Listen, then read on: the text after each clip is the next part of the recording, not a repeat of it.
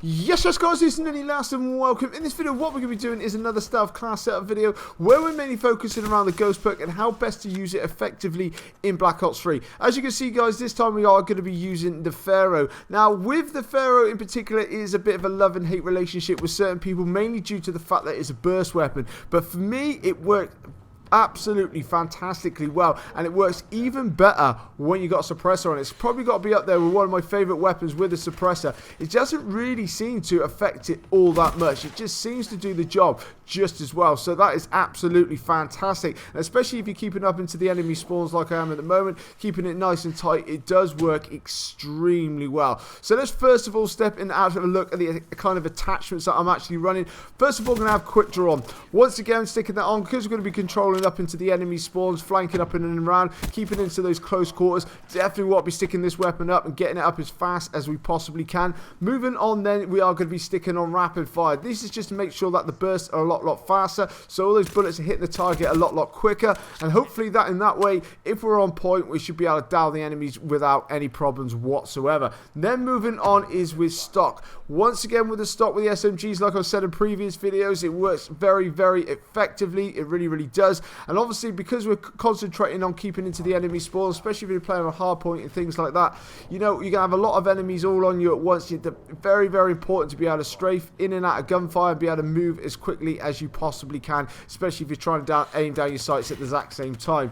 Then moving on to the last one, obviously, is going to be the suppressor. Now, like I was saying before, guys, the suppressor with this particular weapon is absolutely fantastic. It really is. As you're going to see in this particular gameplay, there's going to be certain instances where I'm going to be taking people down from medium and to long ranges. It might take those extra bursts, but it is very much on point, and it's very easy to use. So for me in particular, like I said, this is up there with one of my favorite actual class setups using the obviously suppressor and the ghost perk all joined together. So this is very good with this gun. Now moving on to the actual perks. Obviously we're going to be running a ghost. This is what the series is mainly being effectively based around, and because we got an SMG, because we've got stock on as well, we should be able to keep off that mini-map 90% of the time, all depending on what type of game mode that you're actually playing. If you're playing on kill confirmed, things like that, you could be able to keep moving all the time. If you're playing on hard point as such, like on these kind of little things, you might be trying to hold down a hard point. Obviously then if there's a UAV, you'll be lit up like a Christmas tree, but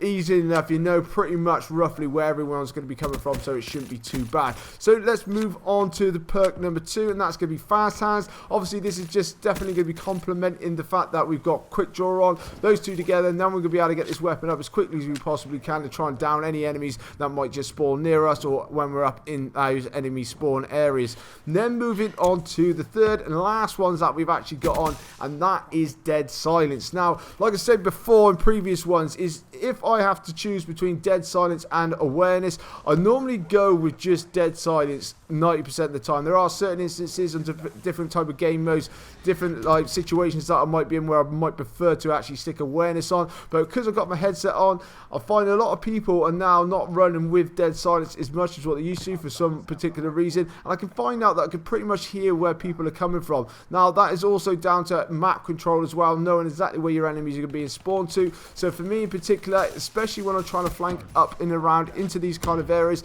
it's a lot more necessary for me to be able to stick on dead silence, so hopefully they won't hear me come in. I can get up and around, up into their enemy spawn, or maybe flank up into a hard point, take out numerous enemies and capture the hard point myself. But overall, this is an absolutely fantastic class to actually use. I mean, I know a lot of people, like I say, not too keen on the actual burst weapons, but this is absolutely brilliant. As you see in here now, you can put enemies down from those medium to long ranges, even with just 1-2 shots, and they're just down straight away. And that is very good, especially when you're thinking about that you've actually got a suppressor on. Nobody's going to know your location, nobody's going to hear you actually coming. Take out a couple of enemies, move on to a different point, and they have no idea where you are at all. So for me, guys, coming up on your screen now is the actual class setup. Make sure you're pausing it, make sure you're going to be sticking that in your creator class.